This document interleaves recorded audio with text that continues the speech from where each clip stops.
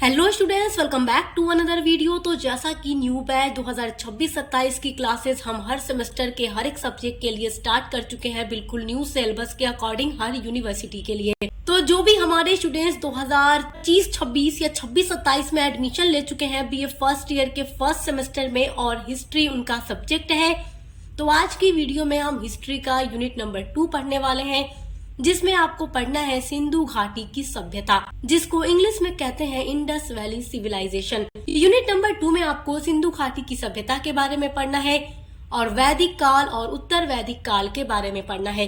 तो आज की वीडियो आपके यूनिट नंबर 2 की पार्ट 1 है, जिसमें हम सिंधु घाटी की सभ्यता पढ़ेंगे और इसके बाद वाली वीडियो में हम वैदिक काल और उत्तर वैदिक काल के बारे में पढ़ेंगे। यूनिट नंबर 1 में आप लोग प्रागैतिहासिक काल के बारे में पढ़ चुके हैं, मैं उसमें आपको सब कुछ डिटेल में पढ़ा चुकी हूँ। उसके बाद जो दूसरा टॉपिक हमारे हिस्ट्री का आता है वो है सिंधु घाटी की सभ्यता।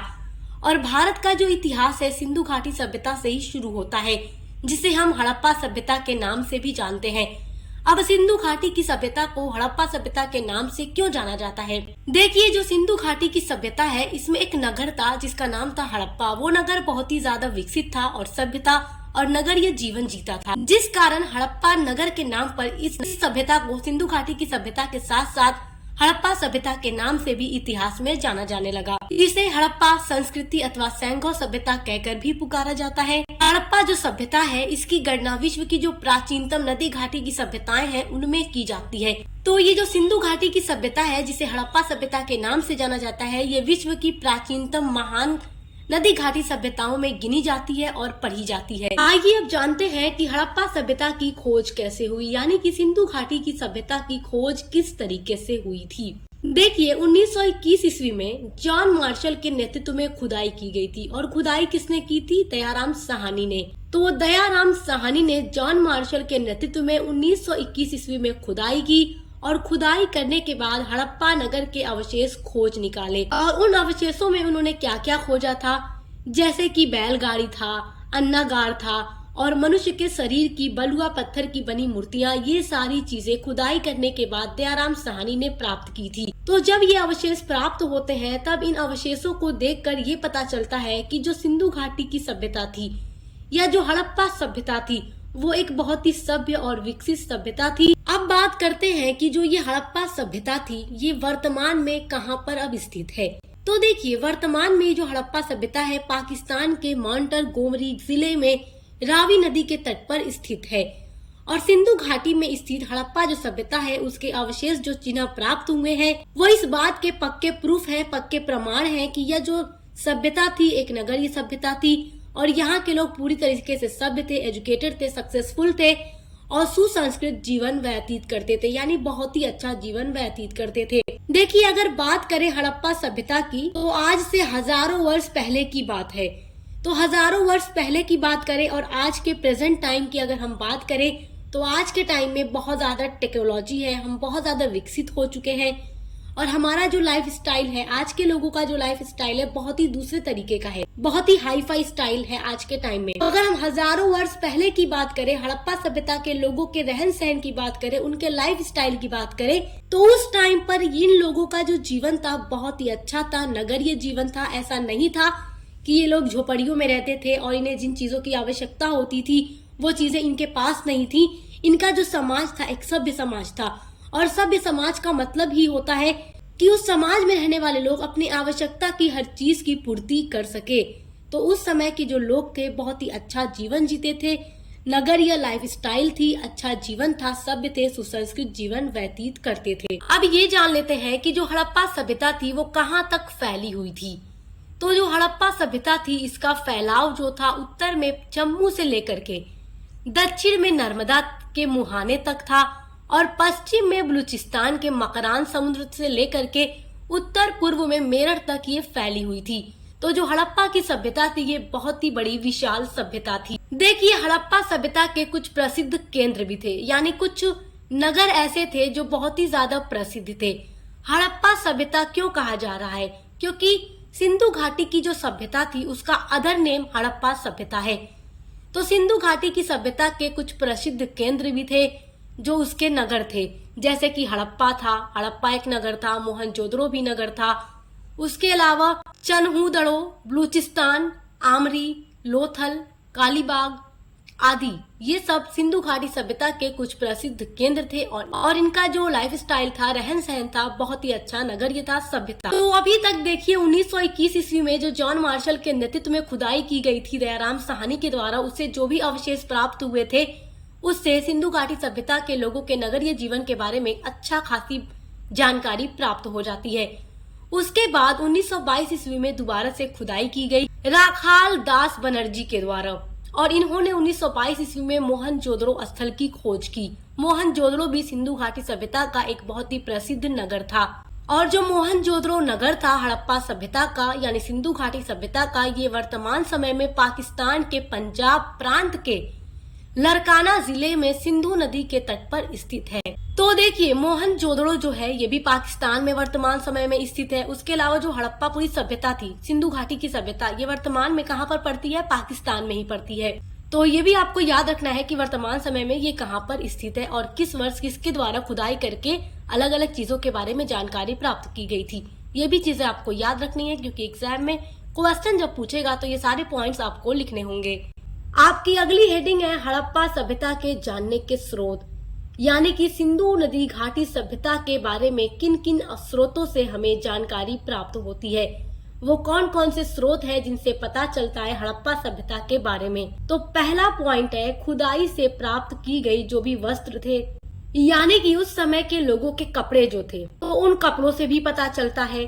पात्र जो थे, मूर्तियां, उस समय के जो भी लोग मूर्तियां बनाते थे वो मूर्तियां भी बहुत अच्छी थी। जो मोहरें थी उस समय की और जो खिलौने थे, ये सारे चीजें बहुत ही अच्छे बनाए गए थे आज के हजारों वर्ष पहले भी। तो इनसे भी पता चलता है कि जो सिंधु नदी घाटी की सभ्यता थी वो बहुत ही विकसित और सभ्य सभ्यता थी, यानी वहाँ के लोग एकदम सक्सेसफुल थे अपने जीवन में। दूसरा पॉइंट है कि खुदाई की गई जब, तो खुदाई के द्वारा जो भी भवन प्राप्त हुए, जो भी सड़कें प्राप्त हुई, जो भी रोड के किनारे बने नाले या नालियां प्राप्त हुई जिनमें गंदे जल वगैरह बह जाया करते थे, कुआं प्राप्त हुआ और स्नान घर भी प्राप्त हुए।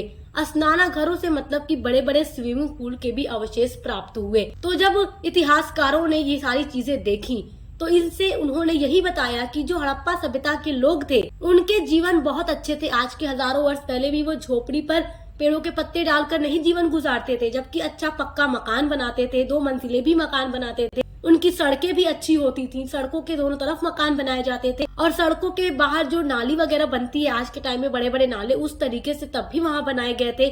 कुआं भी था, स्विमिंग पूल भी था। ये सारे अवशेष जब प्राप्त हुए खुदाई के बाद तो इससे इतिहासकारों ने यही बताया कि हड़प्पा सभ्यता के लोग काफी ज्यादा विकसित और सक्सेसफुल थे अपने जीवन में और जिन भी चीजों की उन्हें आवश्यकता होती थी वो पूरा भी कर लेते थे।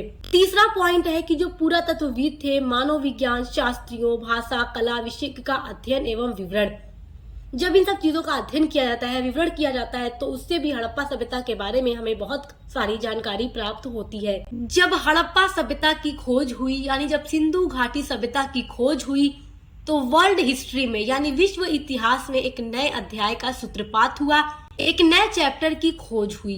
क्योंकि हड़प्पा जो सभ्यता है विश्व के इतिहास में पढ़ी जाती है। यह जो सभ्यता है विश्व की प्राचीन नदी घाटी सभ्यताओं में अपना विशिष्ट स्थान बनाए हुए है। विश्व की जो अलग अलग नदी घाटी की सभ्यताओं के बारे में आप पढ़ते हैं, उनमें जो सिंधु नदी घाटी की सभ्यता का स्थान है वो बहुत ही ऊंचा, बहुत ही विशाल है। इस सभ्यता की लिपि आज तक अंधकार में डूबी हुई है। लिपि का मतलब जो उस समय की लिपि थी, अंधकार में डूबी हुई का मतलब कि अभी तक इसके बारे में किसी को पता नहीं चल पाया है। तो इसकी जो लिपि है अभी तक अंधकार में डूबी हुई है, यानी अभी तक इसका पता इतिहासकारों ने नहीं लगा पाया, जिससे कि हड़प्पा सभ्यता की बहुत सारी विशेषताएं अज्ञात रही हैं, जिनके बारे में लोगों को अभी पता नहीं चल पाया है। खुदाई करके जो अवशेष प्राप्त हुए उनसे ही अच्छी खासी जानकारी हड़प्पा सभ्यता के नगरीय जीवन के बारे में चलती है।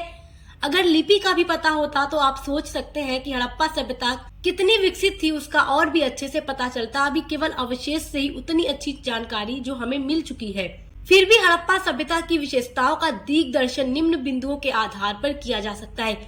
मतलब खुदाई करके जो भी अवशेष प्राप्त किए गए हड़प्पा सभ्यता के, उन अवशेषों से हम हड़प्पा सभ्यता के बारे में ये जान सकते हैं कि ये जो सभ्यता थी कितनी विकसित, सभ्य, सुसंस्कृत सभ्यता थी, नगरीय जीवन सभ्यता थी।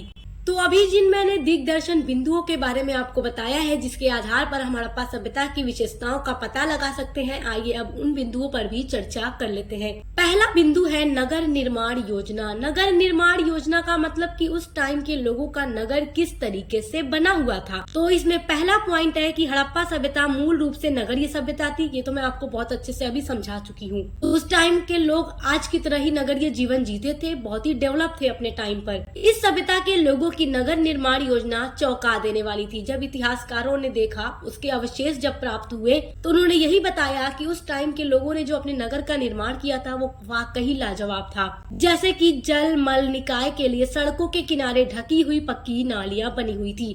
जैसा आज के टाइम में आप देखते हैं हमारे शहरों में क्या है कि बड़े नाले या नालियां बनी होती हैं, जिससे कि घर से जो भी गंदा जल मल निकलता है वो रुकता नहीं है, सीधे बहते हुए नाली या नालों में चला जाता है और वो ढके हुए हैं बिल्कुल, जिससे गंदगी ऊपर से दिखती नहीं है। तो बिल्कुल उसी तरीके से उस टाइम पर भी नाले या नालियां बनाई गई थी, ताकि घर से निकलने वाले गंदे जल मल सीधे बहकर उसमें चले जाए। तो हड़प्पा सभ्यता का नगर निर्माण योजना काफी अच्छी थी। दूसरा पॉइंट है भवन निर्माण, यानी कि उस टाइम के लोगों का घर किस तरीके से होता था, किस तरीके से वो अपना घर बनाते थे। तो देखिए पहला पॉइंट इसमें है कि हड़प्पा सभ्यता के लोगों के भवन निर्माण की जो कला थी उच्च कोटि की थी। उस टाइम पर, आज के हजारों वर्ष पहले भी वो काफी अच्छा मकान बनाते थे। भवन निर्माण में दूसरा पॉइंट है कि भवन पक्की ईंटों से बने हुए थे, मतलब पक्की ईंटों से, जैसे आज पक्की ईंटों से मकान बन रहे हैं, बिल्कुल वैसे ही पक्की ईंटों से उन्होंने मकान बनाए थे, अपने घरों को बनाया था। तीसरा पॉइंट है कि वहाँ पर हड़प्पा सभ्यता में सड़क के दोनों साइड में भवन निर्माण किया जाता था। जैसे आज के टाइम में सड़क के किनारे बिल्डिंग्स बनी होती हैं, वैसे उस टाइम पर भी बिल्डिंग्स बनी होती थी। अब आप सोचेंगे कि बहुत ऊंची ऊंची बिल्डिंग्स रहती रही होंगी, आज की तरह तो ऐसा नहीं था, लेकिन उस टाइम का, आज के हजारों वर्ष पहले, बहुत अच्छा था। भवन में हवा आने के लिए, लाइट्स आने के लिए खिड़कियां भी बनी होती थी और आज भी बनती है। देखिए उस टाइम पर लोगों ने इस तरीके से अपने घरों को बनाया था। मकान भी 2 मंजिले वो लोग बनाते थे और अपने घरों के अंदर कमरे भी बनाते थे। किचन यानी रसोई घर, स्नान घर यानी बाथरूम, भंडार घर यानी जो स्टोर रूम बनता है, शौचालय यानी टॉयलेट्स वगैरह भी होता था उनके घरों के अंदर। तीसरा पॉइंट है विशाल स्नान घर। विशाल स्नान घर का मतलब कि स्विमिंग पूल, जैसे आज के टाइम में स्विमिंग पूल होता है ना, बड़े बड़े घरों में भी बनते हैं और पार्क वगैरह में आप लोग जाते ही होंगे घूमने के लिए, वाटर पार्क में देखते हैं स्विमिंग पूल। तो उस समय पर हड़प्पा सभ्यता के लोगों ने स्विमिंग पूल भी, बड़ा स्नान घर भी बनाया हुआ था। हड़प्पा सभ्यता की खुदाई में जो मोहनजोदड़ो नगर था, वहाँ का सिंधु घाटी सभ्यता का जो नगर मोहनजोदड़ो था, उसमें एक विशाल स्नान घर भी मिला है। यह विशाल स्नान घर हड़प्पा सभ्यता की उच्च कोटि की स्थापत्य कला का अमर गान करता प्रतीत होता है, जो बताता है कि उस टाइम के लोगों ने अपने लिए बड़ा स्विमिंग पूल भी बनाया हुआ था। देखिए अगला पॉइंट है नगर प्रशासन। देखिए हड़प्पा सभ्यता एक नगरीय सभ्यता थी, काफी विकसित सभ्यता थी। यहाँ नगरों की सफाई के लिए, नगरों की स्वच्छता के लिए और व्यवस्था को देखने के लिए कोई न कोई संगठन अवश्य रहा होगा। संगठन से तात्पर्य ये है कि जैसे नगरों में, बड़े बड़े नगरों में आज के टाइम में नगर निगम होता है, जनपद में नगर परिषद या नगर पालिका होता है, जो उस नगर की सफाई का काम देखते हैं, हर एक चीज के बारे में, उसकी व्यवस्था के बारे में, स्वच्छता के बारे में देखते हैं। तो जब हड़प्पा सभ्यता इतनी ज्यादा विकसित सभ्यता थी, तो वहाँ पर अवश्य ही कोई न कोई संगठन रहा होगा जो वहाँ के नगरों की सफाई, स्वच्छता और अन्य व्यवस्थाओं का ध्यान रखते रहे होंगे। अगला पॉइंट है कि नगरों में यात्री को यानी पैसेंजर को ठहरने के लिए सराय भी बनी होती थी। जैसे आज के टाइम में होटल, मुसाफिर खाना बना होता है, शहरों में, नगरों में आने वाले जो यात्री हैं वहाँ ठहरते हैं, वहाँ रुकते हैं, आराम करते हैं। तो उसी तरीके से सिंधु घाटी सभ्यता में भी नगरों के अंदर क्या होता था कि पैसेंजर्स को, यात्रियों को ठहरने के लिए, रुकने के लिए, आराम करने के लिए सराय भी होती थी और सड़कों के किनारे छायादार वृक्ष भी लगाए गए थे। तो ये सब वहाँ का नगर प्रशासन है। अगला पॉइंट है खान पान, की वहाँ के लोगों का खान पान कैसा था। तो हड़प्पा सभ्यता के जो लोग थे वो शाकाहारी और मांसाहारी दोनों थे। जैसे आज के टाइम में कोई लोग शाकाहारी है, कोई मांसाहारी है, कोई दोनों ही है, वेज नॉन वेज सब खाते हैं, कोई बस वेजिटेरियन है तो कोई नॉन वेजिटेरियन है। तो उसी तरीके से हड़प्पा सभ्यता के लोग भी थे। अगला पॉइंट है नारी दशा, कि उस समय की सोसाइटी में औरतों की क्या कंडीशन थी, स्त्रियों की क्या दशा थी। तो देखिए हड़प्पा सभ्यता का जो समाज था वो मातृसत्तात्मक समाज था, जहाँ पर महिलाओं से चलता था। महिलाएं क्या होती थी, मुखिया। तो इसलिए वहाँ पर महिलाओं की जो कंडीशन थी बहुत अच्छी थी, स्त्रियों को आदर तथा सम्मान दिया जाता था। आपकी अगली हेडिंग है हड़प्पा सभ्यता का आर्थिक जीवन। आपने अभी तक हड़प्पा सभ्यता के बारे में सारी चीजें पढ़ ली हैं। अब ये भी जान लेते हैं कि हड़प्पा सभ्यता का आर्थिक जीवन कैसा था, यानी वहाँ के लोग अपनी आजीविका कमाने के लिए क्या करते थे। तो पहला पॉइंट है कृषि, यानी वो खेती बाड़ी करते थे। कृषि व्यवसाय को उन्नत बना लिया था उन लोगों ने। हड़प्पा सभ्यता के लोग गेहूं, कपास, जौ, शाक सब्जी, फल आदि की खेती किया करते थे। जैसे आज के किसान हर एक फसल उगाते हैं, हर प्रकार की फल सब्जियां उगाते हैं, उसी तरीके से हड़प्पा सभ्यता के लोग भी हर तरह के फल और सब्जियों को उगाया करते थे। दूसरा पॉइंट है पशुपालन। हड़प्पा सभ्यता के लोग गाय, भैंस, बकरी, कुत्ता आदि पशुओं को पालते थे और कुछ लोग पशुपालन का धंधा भी अपनी आजीविका चलाने के लिए किया करते थे। अगला पॉइंट है हस्तशिल्प। तो हड़प्पा सभ्यता के जो लोग थे वो कुशल शिल्पकार भी थे। उसके अलावा उद्योग धंधे भी वहाँ के लोग करते थे। देखिए, हड़प्पा सभ्यता के लोगों का जो जीवन था वो नगरीय जीवन था। वहाँ के लोग काफी सभ्य और सुसंस्कृत थे, जिस कारण उन्होंने अनेक उद्योग धंधों का भी विकास किया था और उस विकास में वो सफल भी हुए थे। यहाँ पर सूत भी काटते थे, वस्त्र भी बुनते थे, वस्त्रों की रंगाई करते थे, छपाई करते थे, कढ़ाई भी करते थे, बर्तन बनाकर, खिलौने बनाकर उद्योग धंधों को उन्होंने विकसित किया था। तो इस तरीके से आप देख सकते हैं कि हड़प्पा सभ्यता के लोगों का जो आर्थिक जीवन था बहुत ही अच्छा और डेवलप था। आपकी अगली हेडिंग है सिंधु घाटी सभ्यता का पतन। ये क्वेश्चन एग्जाम में जरूर पूछता है। तो सिंधु घाटी सभ्यता के बारे में आई होप कि सारी चीजें आप समझ गए हैं। अब ये भी जान लीजिए कि सिंधु घाटी सभ्यता का पतन किस तरीके से हुआ, इसके क्या क्या कारण थे। देखिए, सिंधु घाटी सभ्यता के पतन की जब बात आती है तो जो अलग अलग इतिहासकार थे उनमें आपस में मतभेद है। अलग अलग जो इतिहासकार हैं या जो विद्वान हैं वो अलग अलग कारण बताते हैं सिंधु घाटी सभ्यता के पतन के लिए। तो जो सिंधु घाटी सभ्यता का पतन हुआ था वो 1800 ईसा पूर्व में हो गया था, लेकिन उसके जो कारण हैं वो अभी भी विवादित हैं। जैसे कुछ विद्वानों का कहना है कि ये लोग जिस जमीन पे रहते थे वो बंजर हो गई थी जलवायु के कारण और जिससे इनका जीवन समाप्त हो गया। कुछ इतिहासकारों का ये कहना है कि भूकंप की वजह से इनका जीवन समाप्त हो गया। कुछ इतिहासकारों का ये कहना है कि आर्य उस समय भारत में आ चुके थे और वैदिक काल की शुरुआत हो गई थी जिससे सिंधु घाटी सभ्यता का पतन हो गया। और कुछ लोगों का ये कहना है कि सुनामी आने के कारण सिंधु घाटी सभ्यता का पतन हो गया। तो देखिए, सिंधु घाटी सभ्यता का जो पतन है ये एग्जाम में अक्सर पूछ लेता है। तो जिस तरीके से मैंने आपको बताया है कि अलग अलग विद्वानों में मतभेद है, तो उस तरीके से आप लिख करके जो 4 बातें मैंने आपको बताई है वो लिखकर आप एक्सप्लेन कर दीजिएगा, जिससे आपको नंबर अच्छा मिल जाएगा। तो सिंधु घाटी सभ्यता बहुत ही इंपॉर्टेंट टॉपिक है। पूरा नोट्स आपके लिए ही बनाया गया है ताकि आप लोग अपने एग्जाम में तैयारी अच्छे से कर सकें। और इसी तरीके से एक सीक्वेंस में आपके हर एक सब्जेक्ट की क्लासेस चल रही है, चाहे आपका मेजर सब्जेक्ट हो, माइनर सब्जेक्ट हो, वोकेशनल हो, को करिकुलर सब्जेक्ट हो। हर एक सब्जेक्ट के लिए आप हमारे चैनल सक्सेस मास्टर पॉइंट पर विजिट जरूर कीजिएगा। आप मिलते हैं अगले वीडियो के साथ।